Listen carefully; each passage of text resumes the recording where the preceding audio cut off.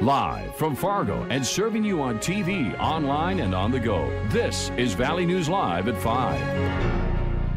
3 people are in custody at this hour in connection to the shooting at a Hornbachers in South Moorhead on Sunday night.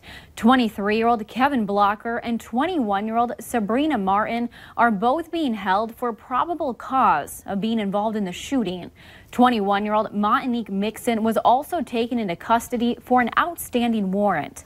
The 3 were arrested as they left Taco Bell on 8th Street South in Moorhead around 11:30 this morning. Officials said the 3 were being questioned this afternoon to determine what connection they have to the shooting. Valley News Team's crime and safety reporter Bailey Hurley was the only reporter on the scene this morning and joins us live in the studio with more on our story. Bailey, what can you tell us? Thanks, Melanie. We first heard the call on the scanner this morning around 11 as officers said that they had eyes on the suspect at Taco Bell in Moorhead.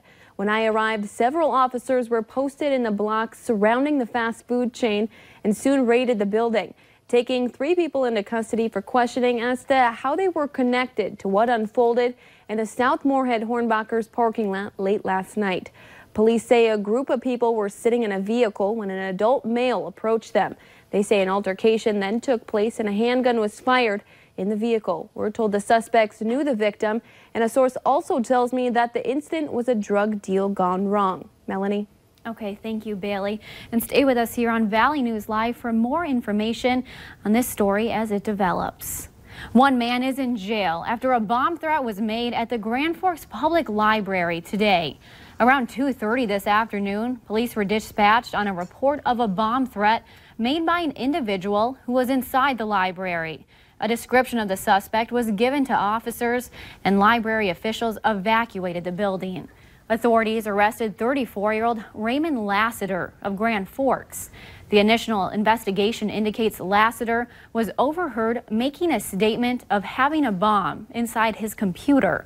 Lassiter was arrested for disorderly conduct and is at the Grand Forks Correctional Center. A custodian at Greenbush School in Roseau County is in jail after police say he tried to have sex with who he thought was a 15-year-old girl, which turned out to be an undercover cop. Police say 34-year-old Anthony Brazier was busted at the school with 2 boxes of condoms, a small amount of marijuana, a marijuana pipe, a bottle of alcohol, and a pizza.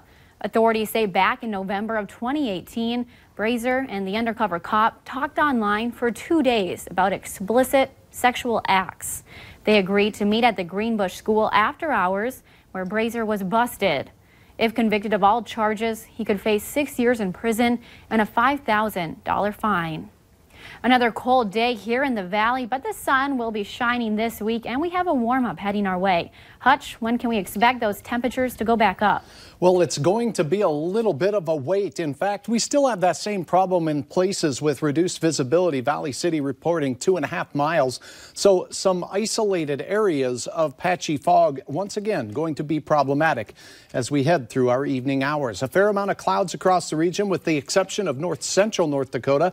Temperatures are in the teens in northwest Minnesota, 20s elsewhere. So watch for those typical slippery spots this evening. No warm up in store as temperatures slowly subside into the mid-teens.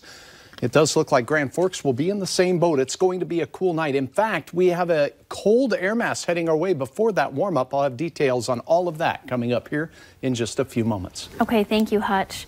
Charges have been dropped for a man from California that was arrested following a routine traffic stop that turned into a drug bust in West Fargo. It happened in September. Hans Wagner's vehicle was pulled over on I-94 for a routine traffic violation. A West Fargo police canine was deployed for an exterior sniff, and police say he positively alerted. During a search of the vehicle, police found 125 pounds of raw marijuana and over 2,500 grams of marijuana wax, among other drugs. All of the drugs were found in the trunk of the car. Authorities in Otter Tail County are still investigating the incident where a 1-month-old baby was found dead. It all happened here in the 31,000 block of County Highway 1 in Underwood, Minnesota, Saturday morning. The sheriff's office says that morning they got a 911 call saying a 1-month-old was found unconscious and not breathing. The baby was later pronounced dead at the home. An autopsy says the death is believed to be accidental, but the investigation is ongoing. Do you know this man? Bemidji police say they are trying to identify him in an ongoing investigation. If you know who he is, you're asked to call 218-556-2973 and reference photo 356. Back in August, we reported on 24 arrests for illegal aliens in Grand Forks.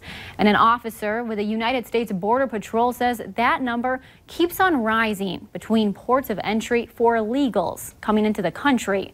A port director says narcotic confiscations are also on the rise at the Pembina Port of Entry.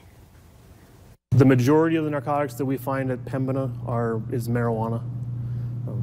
Not very much for methamphetamine, ecstasy, cocaine, heroin. At Valley News Live at 6, we'll tell you how the U.S. Customs and Border Patrol keeps an eye out for these illegal items and how residents living nearby are feeling about it all. A home in West Fargo was almost a total loss after a fire engulfed the house in flames. The fire happened around 11 this morning on the 1400 block of 11th Street West. Fire officials say 2 people live in the home, and fortunately, neither of them was injured. Fire crews had to take parts of the roof and siding off of the house to completely extinguish the fire. The cause is still under investigation at this time. Affordable housing in West Fargo is getting one step closer to becoming a reality after the Housing Authority of Cass County announced it will be moving forward with a new affordable housing project. This project will be demolishing 60 public housing units that are considered obsolete and will be providing new units for senior citizens. Our current residents are going to go out into the private market. Your regular apartment buildings, and find a 1-bedroom apartment, because that's what most of them are, and then we'll help subsidize their rent there. The Housing Authority of Cass County is $1.5 million short right now. They're looking for other funding sources at this time. The project is set to be complete by 2020. The West Fargo Police Department is showing off the newest member of the team as they welcome Canine Macho. Macho is the 3rd canine of the West Fargo Police Department and will be Sergeant Nielsen's new partner. The police department says one lucky person may get the chance to win a meet and greet with Canine Macho and Sergeant Nielsen. The first case of a rare but serious condition has been confirmed in North Dakota. A person with a previous diagnosis of possible acute flaccid myelitis, or AFM, by the North Dakota Department of Health has been confirmed as a case of AFM by the CDC. The child was hospitalized in October and has since been released. AFM is a rare but serious condition that affects the nervous system, causing muscles in the arms and legs to weaken. Symptoms include neck weakness or stiffness, drooping eyelids or a facial droop, and difficulty swallowing or slurred speech. Many infected individuals have reported respiratory illness in the week prior to the onset of AFM symptoms. Officials recommend everyone take basic steps to avoid infections like washing your hands and getting vaccinated. Tonight, 64 kids will be sleeping on their brand new mattresses. And for some, this may be the first time they've ever had one. Valley News Team's Abby Furchner got to sit down with a family that's getting 2 new beds and asks how it's going to help them all sleep better at night. I had the kids' bed, like I said, for like 10 years, and it's pretty much falling apart, sitting on cylinder blocks. Kimberly Hall is a single mom who wishes she could provide a new bed for her 3 kids. But with the high pricing of a mattress, it's a struggle to replace them. It costs more money to buy beds than it does to fix my car that needs to be fixed. It's families like Hall's that brought local businesses together to find out ways they could give back. And now for the 24th year, Slumberland, the Salvation Army, and Knights of Columbus are making it their mission to help these children get a good night's sleep. As a parent of a 10-year-old little girl, being able to help children in need, many of whom don't have a bed to sleep on and have probably never slept on a bed before, it feels really good. But with over 90 applications coming in this year, it's hard to decide what families are the most deserving. Knowing this, Hall is humbled to know her application was recognized. There's a lot of people out here that, you know, need these services, you know, and there's unfortunately not enough to, you know, go around for every single person that needs it. But, you know, I appreciate any bit of help I can get. For Hall's kids, coming home from school today will be like Christmas morning, just a couple of weeks early. In Moorhead, Abby Fritchner, Valley News Live. Besides the mattresses, the families will also receive sheets for the bed along with a handmade quilt. Queen fans, listen up. If you want the opportunity to see the famed band Queen, now's your chance. Queen is coming to Xcel Energy Center. The band is touring with frontman Adam Lambert and will be performing at the St. Paul venue Saturday, August 10th. Tickets go on sale this Friday, December 7th. And for more information, you can head over to our website, valleynewslive.com, and click on this story.